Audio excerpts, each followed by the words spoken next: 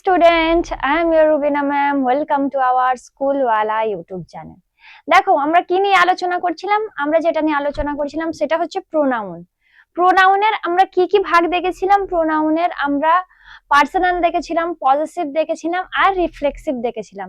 তো আজকে প্রোনাউনের বাকি ভাগগুলো দেখবো। তো চলো বাকি ভাগগুলো সরাসরি স্টার্ট করি। তাহলে প্রোনাউন, পার্টস অফ স্পিচের ভাগ, প্রোনাউন একটা আগে এগুলো বলেছি, এগুলো আর নিয়ে বলছি না অতটা। দেখো এখানে 8টা ভাগ আছে। আমরা আজকে কি নিয়ে আলোচনা করছি? আমরা যেটা নিয়ে আলোচনা করছি সেটা হচ্ছে প্রোনাউন। ঠিক আছে, তো প্রোনাউনের মধ্যে প্রোনাউন কি বলে দিয়েছি, আরেকবার তাও বলে দিই তোমাদের সুবিধার্থে। তাহলে প্রোনাউন হচ্ছে কি, নাউনের সাবস্টিটিউট হিসাবে আমরা যেটা ইউজ করি সেটা হচ্ছে প্রোনাউন। এবার সেই প্রোনাউন একটা কি সাবজেক্টিভ ফর্ম হিসাবে, একটা অবজেক্টিভ ফর্ম হিসাবে ইউজ করব। আর সেই প্রোনাউনের কটা ভাগ দেখেছিলাম? 8টা ভাগ দেখেছিলাম। 8টা ভাগের মধ্যে আমরা কয়েকগুলো আলোচনা করে নিয়েছিলাম, কতগুলি বাকি আছে। তো আজকে সেই বাকিগুলো আলোচনা করব। তো চলো, প্রোনাউনে কি, এই দেখো এখানে দেওয়া আছে 8টা ভাগ, আমি 7টা দেওয়া আছে, আমি একটা তোমাদের আগের দিনকে লিখে দিয়েছিলাম। কি ছিল আরেকটা ছিল রেসিপ্রোসাল। ঠিক আছে, রেসিপ্রোসাল ছিল, এটা কত নাম্বার? এটা 8 নাম্বার। ঠিক আছে, তাহলে দেখো, তাহলে আজকে আমরা আলোচনা শুরু করব ইনডিফিনাইট থেকে।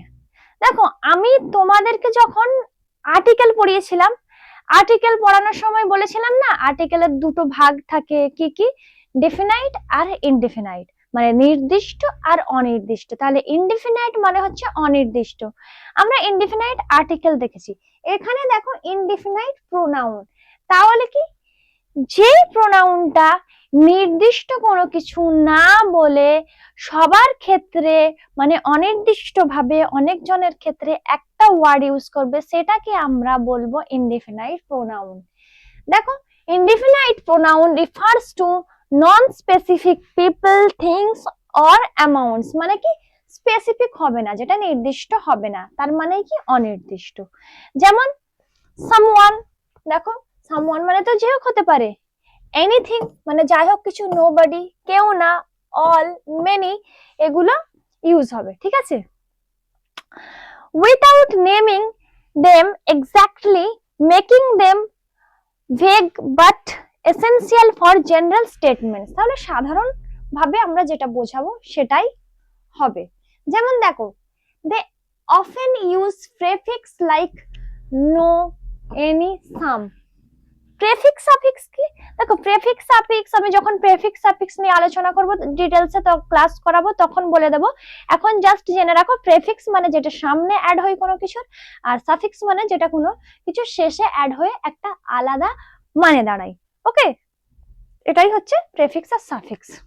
তো সামনে এগুলো অ্যাড হয়ে কি, নো এর সাথে কি হতে পারে? নো ওয়ান, তাই না? Any thing, some one. তো এরকম ভাবে দেখো অ্যাড হয়ে একটা কিছু ওয়ার্ড দাঁড়াচ্ছে। তো আগে অ্যাড হচ্ছে তাই প্রেফিক্স, আর পরে অ্যাড হলে সাফিক্স। তো এইভাবে অ্যাড হয়। আর যেগুলো কি একটা অনির্দিষ্ট কোনো কিছুকে বোঝায়, মানে নাউনের সাবস্টিটিউট হিসাবে ব্যবহার হয় কিন্তু অনির্দিষ্ট ভাবে বোঝায়, সেটাই হচ্ছে ইনডেফিনাইট প্রোনাউন। তাহলে সেটা কি হলো আমাদের ইনডেফিনাইট প্রোনাউন। বোঝা গেল? এবার চলে আসো ফর পিপল। মানুষের ক্ষেত্রে কি কি ইউজ করব? Someone, somebody, anyone, anybody, everyone, everybody, no one, nobody. এগুলো কিসের ক্ষেত্রে আমরা ব্যবহার করতে পারি? এগুলো আমরা ব্যবহার করতে পারি পিপলের ক্ষেত্রে, মানে মানুষজনের ক্ষেত্রে। আর থিঙ্ক এর ক্ষেত্রে কি কি ব্যবহার করতে পারি? Something, anything, everything, nothing. তাহলে কি, অনির্দিষ্ট ভাবে যেগুলো পিপলের ক্ষেত্রে ব্যবহার হচ্ছে এগুলো, থিং এর ক্ষেত্রে ব্যবহার হচ্ছে এগুলো। এবার যখন দুটোর ক্ষেত্রে ইউজ হবে, তাহলে বোথ বা আইদার। তাহলে কি, all, any, anyone can come, যে কেউ আসতে পারে। তাহলে অনির্দিষ্ট ভাবে আমি কি বলছি? অনির্দিষ্ট ভাবে বলছি যে কেউ আসতে পারে, সেটা কি বোথ।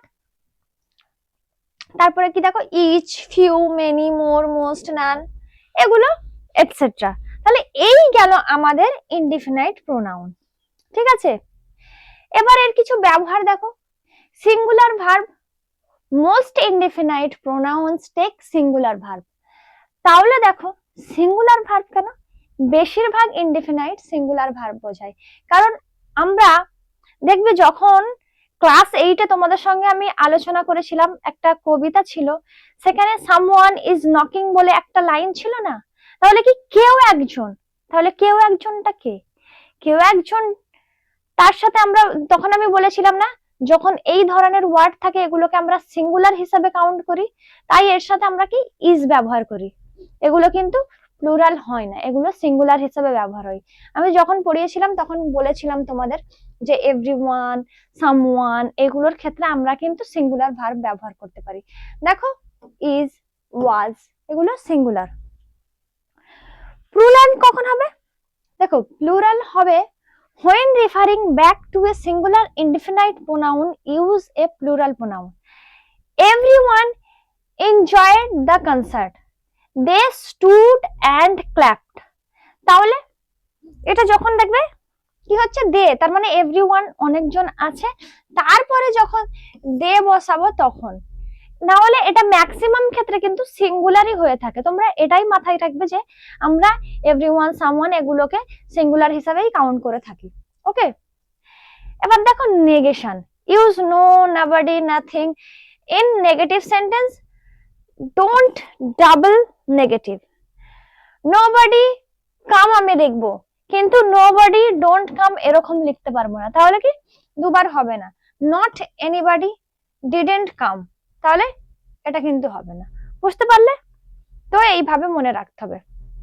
এবার দেখো পজেশন। পজেশন বোঝাচ্ছে adds s to show possession, যেমন someone's coat, মানে এটা যার হোক হতে পারে। ধরো স্কুলে অনেকজন তোমরা গেছো, তার মধ্যে তোমাদের একটা বেঞ্চে 5 জন বসেছিলে, সেখানে একজন পেন ফেলে চলে গেছে, তোমরা কি বলবে তখন? এই পেনটা কারোর একটা হবে, কারোর একটা পেন এটা। তো তাহলে কি সেক্ষেত্রে বলছে এখানেও যে কোট, তাহলে কি তার পজিশন বোঝাচ্ছে, এটা তার হবে, তোমাদের না, যে আছে তার না, বাট যে হোক একজনের হবে। তো এই ক্ষেত্রে ইউজ করতে পারি। বুঝতে পারলে? আবার কি use else for other people and things. আবার এলস আমরা কিন্তু এর সাথে ব্যবহার করতে পারি, সামওয়ান এলস ক্যান গো। তো এরকম ভাবে আমরা কিন্তু ইউজ করতে পারি। বাট বেসিক্যালি তোমরা যেটা মাথায় রাখবে প্রোনাউনের ক্ষেত্রে, এগুলো যখন এক্সট্রা ইউজেস আসবে তখন তোমরা মেন মাথায় রাখবে কি, মেন মাথায় রাখবে যে ইনডিফিনাইট প্রোনাউন কি হয়, কোনো কিছুকে অনির্দিষ্ট ভাবে যখন নাউনের সাবস্টিটিউট হিসাবে ব্যবহার হয় সেটাকে আমরা ইনডিফিনাইট প্রোনাউন বলি। ওকে, এই পর্যন্ত জেনে রাখো। তারপরে চলে আসো example in sentence. Can anyone help me, কেউ আমাকে সাহায্য করতে পারে, তাহলে আমি কি ইন্ডিভিজুয়ালি কাউকে বলছি না, তাহলে যাকে হোক বলছি, যে হোক সাহায্য করতে পারে। আই ক্যান সি এভরিথিং, আমি সবকিছু দেখতে পাচ্ছি, কোনো একটা জিনিস আমি বলছি না যে আমি পেন দেখতে পাচ্ছি, আমি খাতা দেখতে পাচ্ছি, আমি গাছ দেখতে পাচ্ছি, আমি পাহাড় দেখতে পাচ্ছি, একটা নয়, আমি সবকিছু দেখতে পাচ্ছি। আমি যখন বাইরের দিকে দেখবো গাড়ি ঘোড়া সবকিছু তো একসাথে দেখবো না, আমি আলাদা করে কিছু দেখছি নাকি আমি আলাদা করে কিছু দেখতে চাইলেও পারবো না। তো সেক্ষেত্রে এগুলো হচ্ছে, বুঝতে পারলে? তো এই হলো আমাদের ইনডিফিনাইট প্রোনাউন। এবার চলে আসো রিলেটিভ প্রোনাউন। রিলেটিভ প্রোনাউন কি? রিলেটিভ মানে কি? রিলেটিভ মানে কি একটা রিলেশন বোঝাবে, একটা সম্পর্ক বোঝাবে। তাহলে কিরকম? এ relative pronoun introduces a relative clause connecting it to a noun or pronoun to provide more information, with common examples being who, whom, whose, which, that.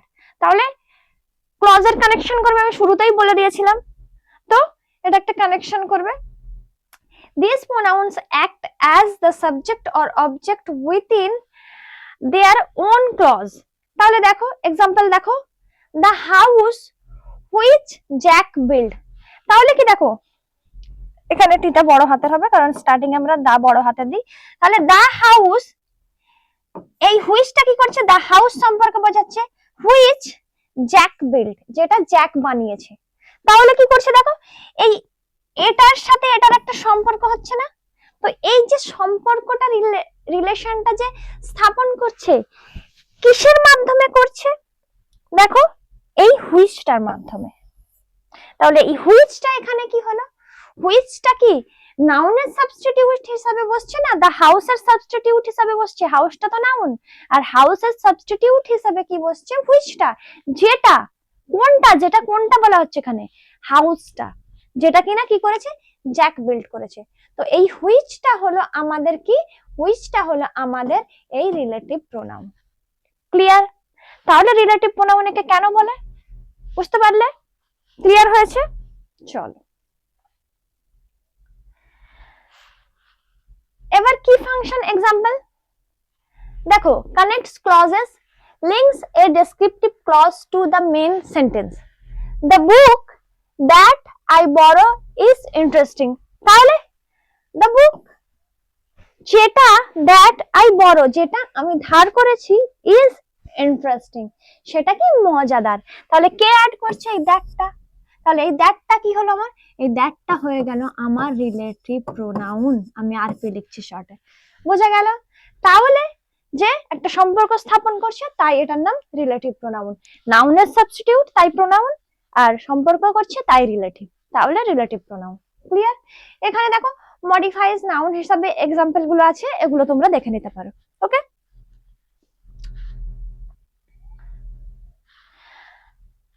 তারপরে হুম, হু আর হুম দিয়ে দিয়েছে। যেমন এখানে এক্সাম্পল দিয়েছে the artist whom we admire.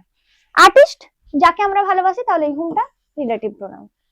Common relative pronoun যেগুলো people অ্যানিমালের ক্ষেত্রে ব্যবহার হয় সেগুলো হচ্ছে হু, হুম, হুজ। আর যেগুলো থিং অ্যানিমালের ক্ষেত্রে ব্যবহার হয় হুইচ, দ্যাট। আর বাকি দেখো ইনডেফিনাইটের ক্ষেত্রে কি ব্যবহার হয়, হু এভার, হুম এভার। এগুলো কি রুলস এটা আছে, তোমরা এটা লিখে নেবে। ওকে, চলো তাহলে দেখো এইখানে দেখো, আমি তোমাদের বলেছিলাম যে একটা দিতে ভুলে গেছে, তাই এখানে কিন্তু আরেকটা হবে। ঠিক আছে, আরেকটা আমি তোমাদেরকে বলে দিই। তাহলে দেখো তোমাদের যেটা দেওয়া হয়নি সেটা কি ছিল? রেসিপ্রোসাল প্রোনাউন, বুঝতে পারলে? তাহলে আরেকটা ছিল 8 নম্বরে, কি ছিল 8 নম্বরে যেটা ছিল সেটা ছিল রেসিপ্রোসাল প্রোনাউন। রেসিপ্রোসাল প্রোনাউন।